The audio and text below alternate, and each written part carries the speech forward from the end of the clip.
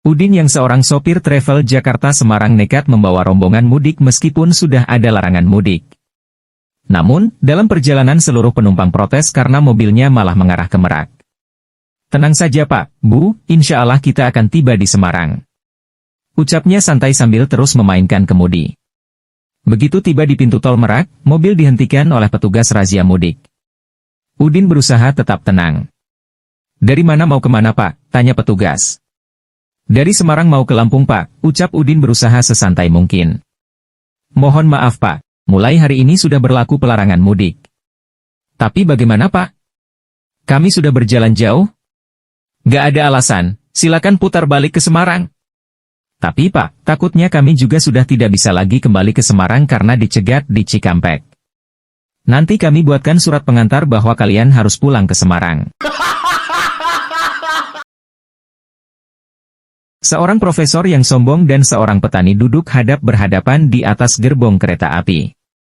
Profesor bertanya pada petani, "Aku adalah profesor lulusan Harvard. Aku akan mengajukan sebuah pertanyaan. Jika kamu tak bisa menjawab, maka kamu harus membayar 100.000 kepadaku. Kemudian kamu juga mengajukan sebuah pertanyaan. Kalau aku sampai tak bisa menjawab, maka aku akan memberi 1 juta kepadamu. Bagaimana?" Petani itu pun setuju. Profesor berkata, "Tahukah kamu jarak antara bulan dengan bumi berapa jauh?" Petani tak bisa menjawab, maka ia memberi 100.000 kepada profesor itu. Kemudian petani berkata, "Saat naik gunung kakinya 3 ekor, dan saat turun gunung kakinya 4 ekor, itu binatang apa? Silahkan jawab." Sekalipun sudah berkali-kali berusaha memutar otak untuk menemukan jawabannya, tetapi sang profesor tetap bingung dan tak berdaya, maka akhirnya ia terpaksa menyerahkan 1 juta kepada petani itu. Sesudah menerima uang itu, si petani siap-siap untuk pergi tidur. Profesor langsung bertanya lagi, "Hei, kamu katakan jawabannya, itu binatang apa?" Petani itu kemudian memberi profesor itu 100.000 dan berkata, "Aku juga tidak tahu."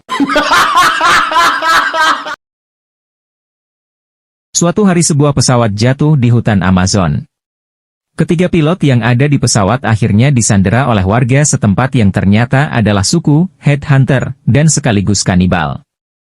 Mengetahui hal tersebut, ketiga pilot yang takut tersebut memohon agar tidak dibunuh. Maka kepala suku setempat berkata, "Kalau kamu semua masih mau hidup, kalian harus pergi ke hutan dan bawa kembali 10 buah yang jenisnya sama. Tapi kalian hanya mendapatkan waktu 3 jam. Dengan sangat cepat ketiga pilot itu pun akhirnya lari ke hutan untuk mencari buah-buahan. Setelah 2 jam, Joko si pilot pertama pun akhirnya datang membawa 10 buah apel. Kepala suku pun berkata, "Baik, kamu telah membawa 10 buah apel. Sekarang masukkan semua apel itu melalui lubang pantat kamu satu persatu. Kalau kamu merintih, atau membuat suara, kamu akan saya potong-potong jadi sate." Dengan perlahan-lahan Joko mencoba memasukkan apel pertama tanpa merintih. Dengan penuh perjuangan dan ketahanan akhirnya apel pertama bisa dia masukkan. Namun di apel yang kedua ia tidak bisa menahan sakit dari anusnya dan seraya merintih. Dengan kejam sang kepala suku memenggal kepala Joko. Maka naiklah ia ke surga. Parto si pilot kedua datang membawa 10 buah kelengkeng. Dan kepala suku memberikan instruksi yang sama kepada sang pilot. Dalam hati, "Ya kalau kelengkeng sih gampang." Dan memang betul. 1 kelengkeng masuk, 2 kelengkeng, 3 kelengkeng, tapi pada saat ia memasukkan lengkeng yang ke-10 sang kepala suku tiba-tiba memotong kepalanya. Saat Parto naik ke surga ia bertemu dengan Joko. "Wah, kamu mati juga ya?" "Iya, aku bawa apel sih." "Kan sakit?" "Ah, monyet tuh kepala suku. Syaratnya berat banget." "Terus kamu bawa buah apa?" "Bawa kelengkeng." "Ah, kelengkeng? Itu kan gampang, kecil, gak sakit lagi." Emang betul. Semua kelengkeng hampir aku masukkan semua ke dalam lubang pantat. Tapi ya itu, tiba-tiba aku tertawa dan kepalaku langsung dipenggal. "Bodoh kamu. Kok ketawa?" "Habis pas mau masukin kelengkeng nomor 10 aku lihat Udin si pilot ketiga bawa duren." Pada hari Senin, Udin merasa malas kerja, dan kebetulan bos sedang tidak ada di ruangannya. Akhirnya diam-diam dia pulang ke rumah. Sesampai di rumah, dia kaget karena pintu depan dikunci dari dalam. Maka si Udin pun masuk lewat pintu dapur. Ketika dia membuka pintu kamar, dia sangat kaget karena ternyata bosnya sedang bergumul dengan istrinya di kasur. Spontan Udin balik arah dan berlari keluar rumah sambil memaki. "Wanjrit! Hampir aja aku ketahuan bolos kerja." Sepasang suami istri yang pemain saham pergi ke peramal untuk meramal keberuntungannya. Peramal berkata, "Dari wajah Bapak, dapat dipastikan tak lama nanti Bapak bakal mendapat keuntungan yang sangat besar di pasar saham." "Betulkah itu?" Peramal berkata lebih lanjut, "Tetapi masalahnya ialah, uang itu di tangan Bapak takkan lama." "Wah, luar biasa, masakan hal ini juga terlukis dengan jelas di wajahku?" Sambil menggeleng-gelengkan kepala, peramal itu berkata, "Bukan, aku mengetahuinya dari pakaian dan dandanan istri Bapak yang tren dan mencolok." Soimah masuk ke sebuah ban dengan sekoper uang. Ia membujuk supaya dipertemukan dengan direktur. "Saya akan buka rekening, uang yang akan saya simpan sangat-sangat besar," katanya. Semula staf bank ragu, tapi akhirnya membawa wanita tua ini ke ruangan direktur. Sang direktur bertanya, "Berapa banyak uang yang akan disimpan?" "1 miliar, jawab Soimah sambil meletakkan koper uang di meja. Sang direktur bank penasaran, "Maaf ibu, saya agak terkejut, dari mana ibu dapatkan uang tunai sebanyak ini?" "Saya menang tebak-tebakan." "Well, menebak macam apa? Kok taruhannya besar sekali, simpel saja kok, mau contoh?" "Saya yakin telur burungmu bentuknya kotak." Direktur itu tergelak. "Ini tebakan paling konyol yang pernah saya dengar." "Anda tak mungkin menang dengan tebakan seperti itu," ujarnya yakin. "Oke, mau taruhan dengan saya," tantang Soimah. "Siapa takut," jawab direktur. "Saya bertaruh 50 juta, karena saya tahu telur saya tidak kotak." "Oke, ini menyangkut uang gede. Bisa saya ajak pengacara ke sini besok jam 10 pagi, sebagai saksi?" tanya Soimah. "Tentu saja," ujar direktur mantap. Malam harinya, ia gelisah. Ia lalu berdiri telanjang di depan cermin. Dia raba-raba telurnya, lalu bergerak ke kiri ke kanan berulang-ulang, memastikan telurnya tidak kotak. Sampai larut malam, akhirnya dia yakin telurnya benar-benar bulat, tidak kotak. Maka ia yakin besok bakal menang taruhan. Tepat jam 10 pagi, Soimah datang dengan pengacara ternama, si Udin Palapeang. Setelah memperkenalkan pengacara asal Batak itu, ia mengulang kesepakatan kemarin, 50 juta untuk tebakan telur burungmu yang kotak, kata Soimah. Direktur pun setuju. Setelahnya, Soimah meminta direktur buka celananya supaya semua bisa melihat bentuk telurnya. Direktur pun langsung membujak celananya, Soimah pun langsung meraih telur si direktur dan meraba-rabanya. Pada detik yang sama saat Soimah meraba-raba telur direktur, pengacaranya si Udin terlihat lemas sambil membentur-benturkan kepalanya ke dinding. Direktur bank pun bertanya, "Ada apa dengan pengacara itu?" Soimah menjawab dengan santai. "Pendak apa-apa. Saya cuman bertaruh dengannya 250 juta, bahwa jam 10 pagi ini saya bisa memegang telur direktur bank di sini." Kapten dengan senang menyambut beberapa prajurit baru yang baru saja tiba di pintu gerbang barak.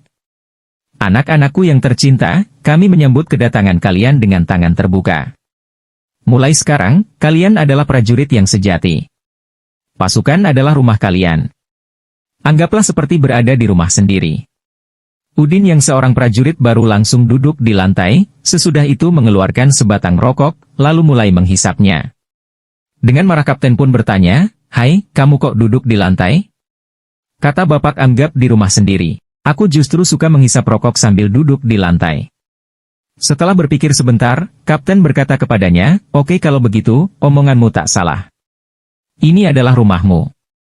Sehabis merokok nanti, segeralah pergi ke dapur barak membantu kakak-kakakmu mencuci piring." Soimah, karyawan cantik dan seksi datang ke ruangan bosnya untuk meminta naik gaji. "Pak, saya minta naik gaji dong," kata Soimah sambil mendekatkan dadanya ke muka bosnya. "Gak bisa. Kamu kerjaannya malas." "Gini deh Pak, kalau dinaikin 50.000, saya buka kancing satu Pak." Dengan rasa penasaran, bosnya berkata, "Okelah buka satu kancing." Akhirnya Soimah membuka kancing pertama. Bos tambah penasaran dan keringat dingin melihat dada Soimah. "Ada berapa kancing baju kamu?" Buka semua. Ada 6 Pak, jadi nambah 300.000 ya, tuh udah lihat kan. Makasih ya Pak. Kata Soimah sambil berjalan keluar. Loh, mau kemana kamu? Kancingin dulu baju kamu sebelum keluar. Apa kata orang kalau kamu keluar dari ruangan saya kancingnya lepas gitu? Kalau mau saya kancingin, naikin gaji saya 1 juta Pak per kancing. Begitu pulang dari sekolah, Udin merangkul sang kakek sambil menangis terseduh-seduh, hari ini di sekolahan aku telah membuat kesulitan besar. Sebentar lagi ada orang akan datang ke rumah memukul diriku. Sang kakek pun bertanya, siapakah yang begitu berani datang kemari memukul cucuku? Karena bapak orang itu adalah seorang polisi. Sang kakek dengan marah berkata, aku sendiri dulu juga adalah seorang polisi. Kamu jangan takut. Lihatlah diriku bagaimana meringkusnya nanti. Kalau begitu baiklah, orang itu adalah anak kakek sendiri. Sebentar lagi ia akan pulang. Kakek jangan segan-segan meringkusnya, oke kek? Soimah sedang marah-marah di depan sang direktur yang mencari sekretaris. Bapak bagaimana sih? Katanya syaratnya berijazah plus, kata Soimah yang bertubuh kurang menarik dan berwajah pas-pasan. Saya mahir bahasa Inggris, bahasa Cina, steno, administrasi, komputer akuntansi, malah enggak diterima. Yang diterima malah yang berijazah SMP, gimana sih Pak? Kata Soimah kesal. Soalnya gadis ini mempunyai plus yang saya inginkan, kata sang direktur sambil memeluk seorang gadis cantik berbadan montok di sampingnya. Perusahaan tempat Udin dan Joko bekerja sedang menyelenggarakan rapat besar tutup tahun pemberian penghargaan kepada semua karyawan yang berjasa. Ruang pertemuan penuh padat dengan para peserta rapat. Suasananya ramainya bukan main. Akhirnya sampailah giliran Udin yang namanya dipanggil untuk menerima penghargaan karyawan terbaik. Pemimpin acara telah beberapa kali memanggil namanya, tetapi ia tetap tak bergerak dari kursinya. Joko yang duduk di samping Udin pun mencolek tangannya sambil berkata, namamu sudah dipanggil 2-3 kali kok kamu diam saja, masak nggak kedengaran? Udin pun menjawab, bukannya aku nggak kedengaran, yang aku khawatirkan adalah orang lainlah yang nggak kedengaran. Suatu hari Udin pergi ke peramal yang sangat kondang di kota itu untuk meramalkan nasib dirinya. Tetapi sesudah selesai ia tak membayar biaya meramalnya. Peramal pun langsung marah, hai kamu meramalkan nasib masak nggak bayar. Dengan santai Udin menjawab, katanya bapak dijuluki sebagai separuh dewa bukan? Masak bapak sendiri tak mampu meramalkan bahwa kantongku sekarang tak ada uang sepeser pun? Udin membawa seorang pekerja seks ke sebuah motel. Sesuai permintaan si pekerja seks, dia membayar 300.000 sebelum permainan dimulai. Ketika Udin sudah melepaskan pakaiannya dan si perempuan akan membuka baju biru transparannya, tiba-tiba alarm tanda kebakaran berbunyi. Si pekerja seks lari dengan uang 300 masih di tangan, sementara Udin berusaha memakai kembali celana dan bajunya, kemudian mengejar perempuan yang diajaknya tadi. Asap api yang tebal akhirnya memisahkan mereka. Udin berusaha mencari, tapi tidak menemukannya dan memutuskan untuk keluar. Di pintu dia berpapasan dengan petugas pemadam kebakaran. Tadi lihat perempuan cantik pakai baju biru transparan dan tangannya menggenggam uang 300.000 nggak Pak? Tidak, jawab petugas pemadam kebakaran.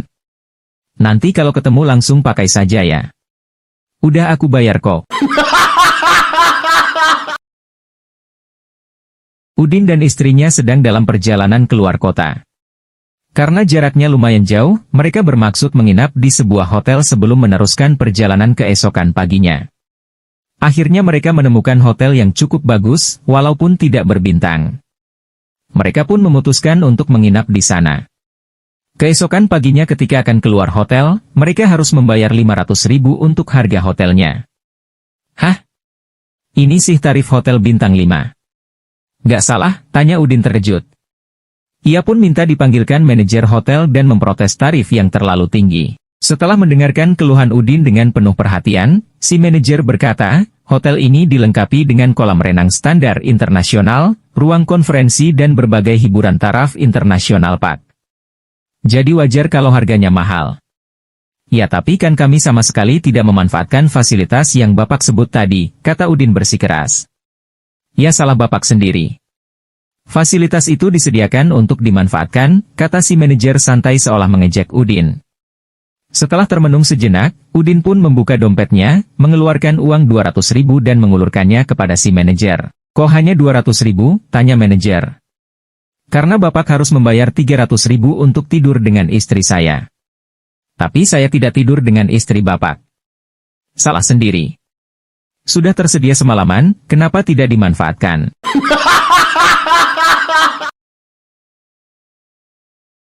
Pada konferensi pers, seorang wartawan berkata kepada politikus yang mencalonkan diri sebagai presiden, sekretaris Anda di depan umum mengatakan bahwa Anda memiliki anu kecil. Tolong berikan komentar. Politikus itu menjawab dengan santai, oh, sebenarnya bukan anuku yang kecil tapi dianya aja yang memiliki mulut besar. Pada suatu siang hari yang panas, ada 3 orang anak SD sedang berjalan kaki pulang menuju rumahnya, dalam perjalanan mereka pun bercerita membanggakan ayahnya. Yono berkata, kamu tahu gak ayahku kerjanya super cepat? Emangnya ayahmu kerja apaan, Yon? Ayahku seorang pemanah, ketika dia melepaskan panah dari busurnya, terus dia berlari ke tempat sasarannya. Panah itu baru tiba 5 detik setelah ayahku sampai di sana. Wih, hebat juga ayahmu, kata Joko. Tapi masih kalah sama ayahku. Ayahku 5 menit lebih cepat. Emangnya ayahmu kerja apaan? Ayahku pemburu. Waktu ayahku menembakkan senapannya, terus ayahku lari ke arah tembakannya. 5 menit sebelum peluru sampai sasaran, ayahku udah duluan. Luar biasa. Kata Udin sambil senyum-senyum. Tapi belum apa-apa dibanding ayahku 5 jam lebih cepat. Emangnya ayahmu kerjanya apa? Ayahku PNS. Kan jam pulang kerjanya jam 3 sore, tapi jam 10 pagi, ayahku udah balik lagi ke rumah. Udin didakwa mencuri BMW. Dan setelah proses pengadilan yang lama, hakim pun akhirnya membebaskannya. Beberapa hari sesudah itu, Udin kembali untuk berbicara dengan hakim yang mengadili kasusnya. Yang mulia, katanya. Saya ingin Yang Mulia mengeluarkan surat perintah penahanan untuk pengacara saya yang jahat itu. Mengapa? Tanya hakim. Dia memenangkan kasus dan membebaskan Anda. Mengapa Anda ingin dia ditangkap? Udin menjawab, saya tidak punya uang untuk membayar upahnya, jadi orang itu pergi dan mengambil mobil yang saya curi. Udin dan Joko adalah 2 pengacara yang sedang bersaing dalam sidang untuk membela kliennya masing-masing. Mereka pun diam-diam memberi uang suap kepada hakim pengadilan. Suatu hari saat persidangan, hakim memanggil pengacara dari kedua belah pihak yang sedang berperkara. Kalian berdua telah memberi saya suap, katanya. Kamu Udin, memberi saya 150 juta. Dan kamu Joko, memberi saya 100 juta. Hakim kemudian membuka kopernya, mengeluarkan uang, dan menyerahkannya kepada Udin. Saya kembalikan 50 jutanya. Dan sekarang saya akan memutuskan kasus ini secara adil sesuai dengan fakta persidangan.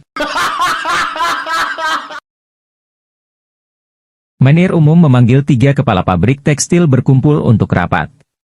Ia mengatakan tahun ini perusahaan tekstil rugi, maka pihak perusahaan takkan membagi-bagi bonus kepada karyawannya. Sepulangnya ke pabrik, kepala pabrik A berkata, tahun ini perusahaan rugi, tiada pembagian bonus. Para karyawan yang mendengarnya pada maki-maki di belakang. Sepulangnya ke pabrik, kepala pabrik B berkata, tahun ini perusahaan rugi, kita semua tak ada bonus, dan lagi katanya pihak perusahaan dengan terpaksa akan memecat sebagian karyawan. Sesudah kuperjuangkan mati-matian, urusan pemecatan karyawan akhirnya diurungkan. Sesudah mendengar perkataan ini, para karyawan merasa sangat beruntung dan berterima kasih. Sepulangnya ke pabrik, kepala pabrik C berkata, tahun ini perusahaan rugi, kita semua takkan menerima bonus, dan katanya pihak perusahaan juga terpaksa akan memecat sebagian karyawan. Sehabis berkata, ia lalu segera meninggalkannya. Malam harinya, para karyawan antre pergi ke rumah kepala pabrik C memberi angpau. Udin dan Joko keluar dengan balon udara untuk menyeberangi Samudra Atlantik. Setelah 37 jam di udara, Udin berkata, Joko, lebih baik kita menurunkan ketinggian sehingga kita bisa melihat di mana kita berada. Joko pun mengeluarkan sebagian udara panas di dalam balon, dan balon itu turun ke bawah awan. Udin berkata, saya masih tidak tahu di mana kita berada, mari kita tanyakan pada orang yang ada di darat itu. Jadi Joko kemudian berteriak pada pria itu, hei, bisakah Anda memberitahu kami di mana kami berada? Pria di darat berteriak kembali, Anda berada di balon, 30 meter di udara. Udin menoleh ke Joko dan berkata, orang itu pasti seorang pengacara. Bagaimana kamu bisa tahu? Tanya Joko.